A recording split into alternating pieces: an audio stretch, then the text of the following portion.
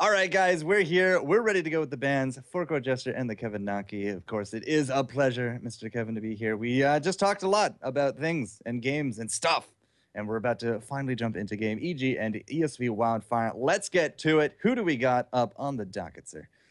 All right, so we had a band come in from ESV Wildfire at first. That is Abathur. We've talked a little bit about him beforehand. To his actual kit, he didn't have too much of a change. Slight change to his Ultimate Evolution. His Toxic Nest take a bit of a change. But of course, he is most adversely affected by Promote. Wildfire's still thinking that he is enough to knock out, though, and they ban him. EG decides to ban Arthas. Very, very good band, especially here on the Cursed Hollow. That the howling blast, the raging maelstrom of all the frost that he has ready to go for him. The Tempest, I mean, those are some really, really narrow corridors, especially in and around the Tributes areas. He gets massive amounts of damage in and around, believe it or not, and he has massive control. You pair up an Arthas with a Jaina, and you have a very good grounds for an execution accomplishment. Yep, definitely. So let's see here. So Tychus for Wildfire, Falstad Stitches on the EG side. And yeah, so Falstad he is the default bursty. What's up? Nothing, keep going.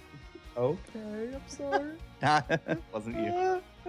Falstad is kind of the default bursty assassin option right now. We discussed this a little bit in the last game, but essentially Nova took a big hit, no longer has rewind available to her. So just her burstiness is not as great as it was. Still pretty good hero. We've seen her played in EU, but Falstad is just better if you're looking for burst right now. He is the best bursty champ in the game. Yeah, cannot go wrong with the Falstad, especially with the new rewind changes, the new way that he feels a lot more responsive, his turn rates are a lot better. And, he was pretty much a high-end assassin to begin with. This just kind of implemented and solidified his pick all the way to the top. But we do have a Tychus this round. Tychus was a ban in our first series of games, and now ESV Wildfire and Evil Geniuses. We are going to see that Tychus go the way of Wildfire. I think that almost felt like... you had to take it away from the Evil Geniuses. They absolutely love and adore Tychus. Mm-hmm. But, yeah, and I think that's fine. And now with the comp that they have, Tychus, Uther, Tyrael, they've got a really good setup of those just good, solid, standard heroes that are good in pretty much every situation. Uther, of course, is a king of stuns and heals. He can dive into fights. It doesn't really matter if he dies later in the game because he can... have that extra 10 seconds to still impact himself in a fight, basically unmolested. His Tyrael, again, can judgment right on back of people, and we know what a Tyrael plus Uther stun combo can do to an assassin. Now, back on the other side, it's Brightwing and Jaina. So EG going to go with that Falstad Brightwing combo that I was talking about. Super easy for Falstad to fly to a tribute, then Brightwing just phase shifts in right next to him. Boom! Now you have two heroes anywhere on the map.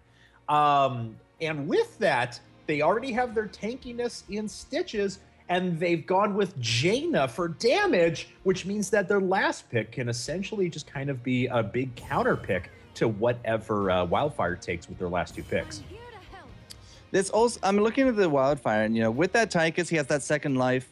With the Uther, you got your second life with your Ghost form. With Tyrael, he can blow up on people after he gets taken down. Like Team Ghost, like we have a lot of extra things to deal with here in terms of Evil Geniuses, because you got to deal with the second life of the Odin, then the Ghost forms. They're going to be sticking around for some of that fight. You might be able to burst them down, but at the same time, they're still going to be there to annoy you. But I'm a little curious. So far, 100% pick rates on the Jaina. I've expected to see a few Jainas hit her around. I'm a little curious to see what the other streams have actually been doing, but it's 2 for 2. We're going to have the Frost Mage here. And with that damage combo, with the Falstad, that could be a really nice setup for some great shocks and all, some great hammers and the boomerangs and all that. I'm very excited to see where Evil Genius is going to take it. Yeah, and even and it looks like we do have that Chen Vala there. So their entire comp, real quick before I talk about Jaina, is going to be Tychus, Uther, Tyrael, Chen, Vala. Now Vala, we mentioned before, when Tychus is out of things, is probably the best next option on sustained damage. So now they've got all the sustained damage. They have Tychus and Vala. So as long as they can position well in fights, they should be fine. And you see that they have a comp that really gives them the ability to position. Uther with stuns, Tyrael with judgment and crowd control. Chen, obviously able to chase people down and should be able to very easily peel for their assassins. This is a really cool peel for Tychus and Vala comp, and I'm kind of looking forward to it.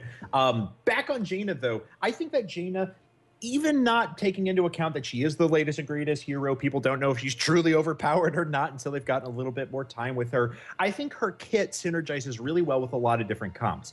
It adds AoE damage and slows, and there's not really a hero that kind of fills that void especially well right now. So in combination with the slows, Jaina becomes super powerful for most comps. And it looks like they're going to combo it with a Rainer. So not only are they going to have the Frost Mage to be, locking up ESV Wildfire, we're also going to have that mini Bloodlust with the help there of Rainer. Now, something that I have definitely noticed now, 2 matches in a row, and you can just go give the go-ahead there as we are ready to go for the game. 2 matches in a row, we have gone with single healing comps. We have the Uther. There's no Rhaegar. There's no Malfurion. Of course, Tassadar would be, a big ban, but he's not even being picked anymore. You could definitely see the big shift here in the meta of a lot of these heroes going back and forth. There's no Abathur because he was banned, believe it or not, but there's no Anuba Rack. There's no double heals. It all seems to be coming down to more double or 2.5 assassins. Now, I realize that we've only seen 1 game on the new patch here in competitive play in the last game. And so we don't really know enough to completely fill us out. But my anticipation is that teams are starting to move a lot more towards let's get in a fight and let's pick someone off immediately. Like, let's do everything we could possibly need whatsoever to dive in on a fight and kill someone. So stuns, beefier guys, but people are giving up healing in order to accomplish that. It's more important for them, rather than fight a long, sustained, drag-out fight, to just walk in and pick someone off. All right, 0-0, game number 1 here, guys. On your blue side, ESV Wildfire repping it hard there with that Chen, with that Tyrael going into their solo lanes, and the party down south with the Uther, the Vala, and the Tychus. But on the flip side, you've seen them. You know these guys. They came to BlizzCon. They finished out second. You've determined a lot of high meta stuff. Evil Geniuses is repping pretty hard. They don't have LZ Gamer. They do have Equinox there, but they've actually gone for the 2-1-2 setup, which means that the pressure's going to be on there for Pickles, because Pickles up against Jaina Falstead, I'm not sure the tankiness of Chen can actually sustain that.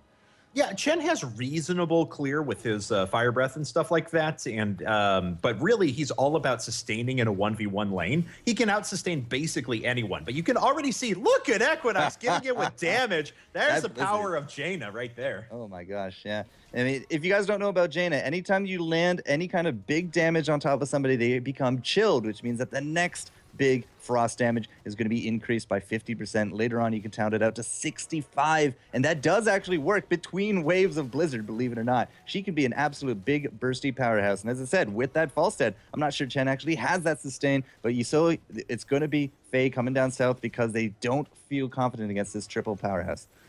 No, they don't, and I think this is probably the right move as well. Equinox has actually shown that he's done a good enough job, and I think it's going to be interesting because anytime Jaina jumps into a lane, it's worth watching just for educational reasons to see how well she matches up against other various different types of lanes. And it looks like she's done a reasonable job against Chen so far, though, of course, her mana is starting to get pretty low. We'll check in on that as time goes along. Tychus looking for a little bit of a engage down here. Idra, of course, is going to be the big target there. He does have that adrenaline rush ready to go, and Rusty with all that passive healing should keep him fairly healthy in this lane. Iacona, of course, with his double heals, that is something else as well. Uther did get nerfed in his heals, but he's still a big high pick because he brings a lot of control with those heals.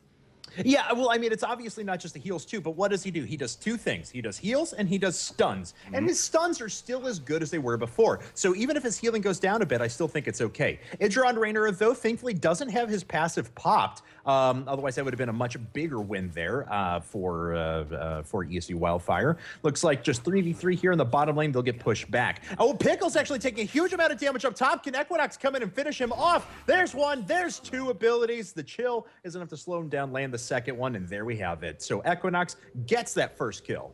They get the kill, but Equinox is now, because he spent so much time killing out that Chen, which again, the big damage, big burst coming out from the Jaina. She doesn't have that 65% yet. Will have the 50, but again, she does some big things up against the Panda. She is now going to be very late to this party. In fact, killing that Chen might have been actually really good for the Chen because he's about to arrive at the same time, and you can see the fight for the tribute is ramping up. Now, here's kind of the fun of Brightwing, though. Of course, with everyone so tightly grouped on the EG side, they were able to sustain heal basically the entire time, but never mind that. Poom jumps in. Mookie Pants takes a huge amount of damage. He had basically been going for a slam heal, or for a slam damage build, but it doesn't do enough in that fight. 1 for 1 so far as Tyrael has fallen. Chen doesn't have enough time to get away. Wargreymon is actually getting chased down by Faye right now. Faye comes around from the side. The grenade was actually pretty good at holding him. Nice job from Idra there to land that shot right at the end, but he ends up being about, what, 20 damage away or something like that, and Vala stays alive. Uther goes down in the mix as well as Tychus is backing out, and now this Uther is going to fall in about 2 or 3 seconds as it is a very early game Uther, but it should buy enough time for EG to start, for Wildfire to maybe catch back up, but no, they've decided to distribute themselves out into lanes and just gather experience. Yeah, at that point, I mean, they were just so staggered into their deaths. There was no way there was going to be a 5-on-5 on the back of that, with that Uther, especially being the most recent. So going back into the lanes, trying to soak up, they will try to close the experience gap between the two teams because there's about a half level between them right now. Level 7 is about to be done here for Wildfire. So let's take a quick look at the talents. And what kind of build is it for Jaina? She took the lingering chill, so she does have that extended time. And the frost shards is the pierce. Interesting, and frost armor on the back of that as well, so she's going a bit more defensive, which very rightly so. You have a judgment to deal with the Tyrael, and you have the Chen as well. Chen's absolutely adore Jaina's in the lane. Well, something that I found very interesting in this as well, though, was that Stitches is going for a pure damage build. He's going for that normal slam build that we see a lot, but I don't know why. There's so much damage here from the EG side. Yes, I like Jaina trying to get a bit tankier, as you were mentioning before. She has that frost armor and stuff like that. Her chilled effect actually is a lot more effective at that point. But it still seems odd, though, with 3 explicit damage dealers, they go and build damage on Stitches. But I know that's generally the most effective way to play him, but it just doesn't seem like it synergizes very well. Well, if you do have as much damage as coming out there for Evil Geniuses, perhaps you don't need to be as tanky, but 2 out of 3. The tributes are going to go the way of Evil Geniuses. Here comes ESV Wildfire, though, for into the back. Pickles, unfortunately, is just not tanky enough. They will take home the Griffin, but now we're on the wrong side of the line of scrimmage. ESV Wildfire is basically trapped down here, and EG is looking for that team kill. Yeah, and they're going to get it here. Look at Idra's positioning. He ran right around the side. He knew exactly where the rest of Wildfire was going to be. Very well done. Brightwing ends up getting killed there right at the end. Team Ghost. By Tyrael. Team Ghost. There you have it. Yeah, that Uther-Tyrael combination, too strong. So Brightwing ends up falling, but it's still about a half-level advantage right now for EG. And the best part of that was, of course, Faye snuck in and was like, all right, if no one's going to do anything here, I'm just going to go ahead and... Faye can't catch up, unfortunately. No, Faye just flew down here, and there's a tribute spawning top. Yeah, but it seems like they almost don't care about this. They were running around to objectives. They're splitting back up into lanes right now. It looks like they're going to make a half-hearted attempt at this while they... no, never mind. Now Jaina and Brightwing are turning around. This is just a bit of indecision from EG. Ooh, Mookie Pants with that hook. Did actually bring somebody to the forefront. I think it was Poom. And the rest of the team, they do have their ults ready to go. I want to quickly look at them. Stormer, Fire, Judgment, Strafe, the Odin, and Divine Storm, so nothing really too fancy. But I think that fly really did... screw over the positioning here from Evil Geniuses because they give up the tribute, and now we are going to have the rotation right here to the boss. They can still clearly see Faye is down south. She might actually have that fly up now, and Evil Geniuses look to engage.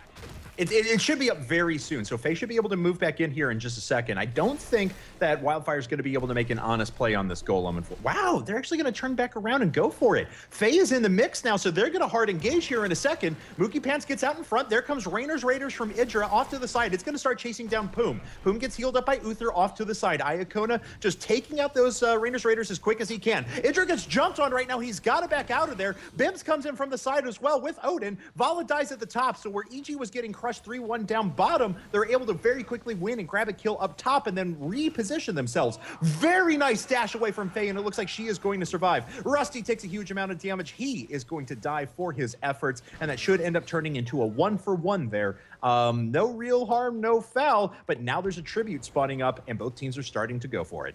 Yeah, that tribute being in the very bottom, but it is going to be towards the side of Wildfire. They're going to have a little bit of that reinforcement advantage. Well, that's what I'd like to say, but it is going to be a Brightwing in the back, so she's going to phase shift right to the front lines. In terms of the ults, nobody has it up except Faye. Faye's the only one, and with the shotgun on, it doesn't look like it's going to be worth trying to delay. 2-2 for the tributes. And I think we're going to see finally some bosses.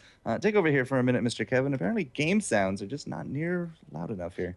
No problem at all. So EG has opened themselves up this boss up top, largely due to the fact that they have multiple lanes pushing right now. Siege Giants are going to make their way down bottom because Faye had already done a nice job while delaying before the tribute, or while the rest of her team delayed at the tribute. She actually was able to push out this gate pretty effectively. Fort is now exposed. Siege Giants will be aggressively pushing towards that. Tribute will be popping up very soon here, though, and this is going to be a large-scale team fight. So EG now with a one-level advantage. They've gone up another talent tier, and not really much to say about it. Gina has Sprint, Rewind on Brightwing, more Slam build for Stitches, Rewind on Falstad, and Giant Killer. So about as standard as you would expect. Ooh, the double rewind. Rewind on the Brightwing. I mean, again, like we talk a lot about the rewind buff, basically to the Falstad and how it kind of just shoots him right up that tier list, but rewind on the Brightwing as well. A lot of control, a lot of healing. You see Rusty down here just trying to babysit out these mercs because he does have the phase shift, and now it's going to be a bit of a fight there at the bottom.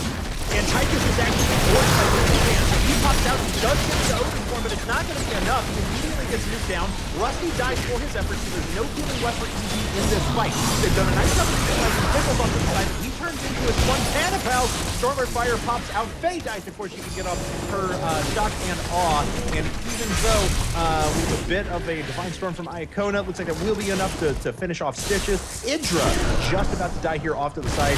Both he and Equinox need to get out of there. Pickles just trying to heal himself out of this. Do they have enough damage? Equinox tries to come back in. No going there. Vala moves off to the side and picks up the tribute, and now EG is cursed. So they lose a fight, they lose a tribute, and all of a sudden Wildfire is in a lot better position. Which is kind of funny because Wildfire is lower level. Yeah, but they grabbed that boss, they won that fight, and now they got the tribute in the middle of it too. So despite the fact that they had kind of incrementally lost every big engagement up to that point, they crushed this one, and now they're in a huge position to take advantage. I imagine they're going to go for their own boss here in a second.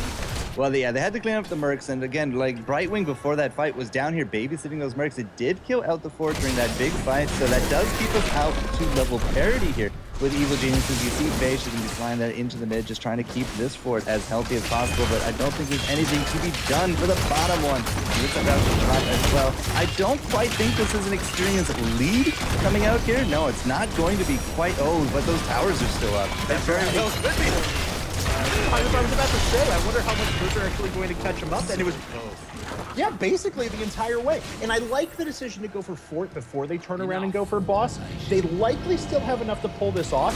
Yes, there's a potential that EG will engage because that's the most obvious objective that's on the map, but I like that they pushed those lanes a bit further first off and got themselves that experience advantage. Or not advantage again, but caught themselves up like you saying. Yeah, this is why I don't change time levels during a game, guys. Yeah.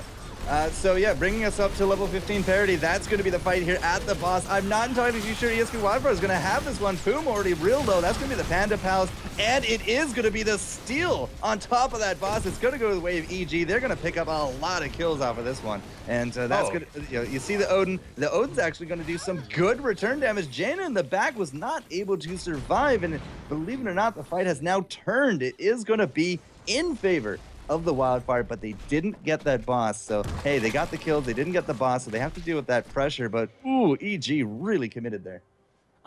You know, kind of a weird fight, actually. At the very beginning of that, Strafe went off, Vala did a huge amount of damage. Never once jumped on top of.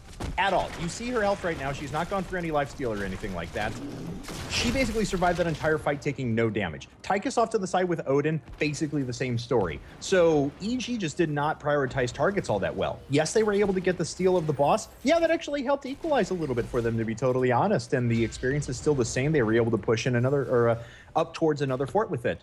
But the way they handled that fight was a little gross. They just exploded. Whatever happened to the sound this patch, Blizzard, please? Seriously. Oh my gosh. All right, whatever. We got some work to do in between games. The boss didn't get much in the bottom lane. 16 now going to be a piece. There's what could possibly be the last talent tier of this game.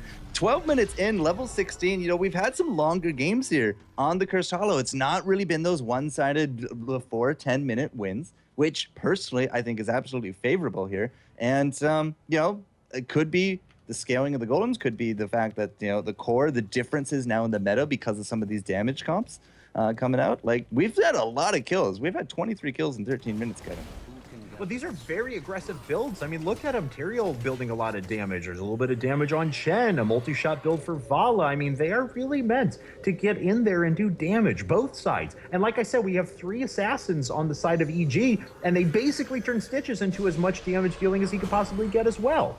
We'll see if EG wants to go ahead and contest against this.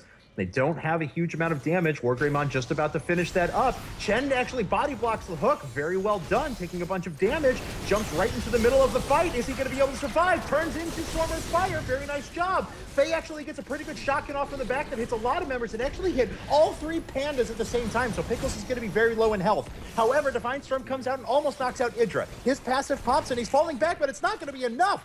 Look at the positioning and damage from Bims and WarGreymon. Absolutely perfect. Once again, they go through an entire fight and their tanks absorb all the damage and they basically take none. ESV Wildfire is peeling perfectly for their assassins right now, and that's what's having them win these late game fights. It is definitely a bit of an uphill battle in some of these later game fights for EG. They have not won the last 2 or 3 of them. It has been trades, but as you said, it's landing basically on the front line. I'm really surprised Pickles did not go down to that. I mean, he was really so low. The big burst damage came down on top of the Panda Pals. I really expected him to drop, but couldn't land those death blows there from EG. Now, we still somehow have the advantage lead, but we do not have the map presence. And now that those death timers becoming somewhat longer, WarGreymon actually is going to go back-to-back here for the tributes, and we're back to 2-2. Very similar situation to level 10. Mm-hmm. And I don't know who's impressing me more right now. Is it WarGreymon and his positioning on Vala, or is it Iacona and the way that he has given his body completely up as Uther this entire game and just done it perfectly? Oh, wow. I'm impressed with both. Jaina way out of position right now, and it looks like Wildfire's going to come in and steal the boss. Very well done. Here comes WarGreymon with his straight from the side. Idra's passive is actually hit, so he gets back up to full health, but he gets away. That'll, of course, be down for about 15-20 seconds or so. And all right, so another great steal and a great play from the side of ESV Wildfire, and this is a very big concerted push on this keep that I don't know if EG can defend. They do have all 5 up, and we should actually have quite a few of their ults. In fact, yeah, everything except Water Elemental is up right now. And I wouldn't really put a Water Elemental big for the damage. It's more there for the control. But, you know, fighting out with this boss is like the 6th team member. You got to be very careful about it. You see the big stuns and big damage there on top of Pickles, but he is going to be able to jump in there with that Panda Pals. You saw the Judgment go in as well. Equinox is going to be the big target. Tyrael, however, will drop to the Shock and Awe, and Pickles is already out of the Panda Pals. He is going to be very vulnerable. That's going to be a hook into him. The Banshees, believe it or not, going to be able to be the one to finish it off. And, well, the gate down and the tower went down, believe it or not. I don't know how that Golem got shunted off to the tower, but still, Keep will live, and that is fantastic news for Evil Geniuses because they got kills on the board. We got death timers there for ESV, and look at Mookie Pants goes straight down to this tribute. Oh, yeah, and this is going to be a curse. I mean, that was way over-aggressive from Wildfire. They did not need to dive that Keep, and I think that was the problem. Had they decided to poke, slowly take down the gate, do damage to the Keep back up and take objectives, I think they would have been fine. But you saw Pickles jump in, and he had to pop Panda Pals immediately. Yep. Then 2 of his Panda Pals got caught in shock and awe, and he spent the rest of the time just trying to get out of the fight. So he literally didn't do anything to peel for his assassins. And that's what Wildfire had been doing incredibly well over the course of this entire game. So as soon as they lost that, EG capitalized very smartly. A very intelligent fight from EG, and they win it convincingly. Yeah, and as you see the boss, you know, the big pressure going to be coming out into this bottom lane. They had to just deal there with the Giants, and now the boss level advantage is actually going to get nullified out for this fight. It's 19 apiece for both sides. Do we have tribute? We do. Do we have heroics? We're still waiting on the Panda Pals, still waiting on the Odin, but doesn't matter. as I said, Evil Geniuses, they're going to go in. They take down the Pandas before the cooldown on the Heroic, and that could be a game-ending Oh, and they kill Tychus as he walks away too. I don't know why Chen walked in. I guess it had to have been a misclick because he died immediately. As soon as his flying kick came in, it was done. He was just nuked. And now the core is under attack right now. Yes, Wargreymon trying to come in. He actually ends up getting eaten by Mookie Pants. Is that going to be enough? Poom gets finished off, but Wargreymon gets away. Emerald Fire comes in. Oh, and the shock and awe plus an auto attack from Brightwing finishes off Wargreymon, and this is going to be a win for Evil Geniuses.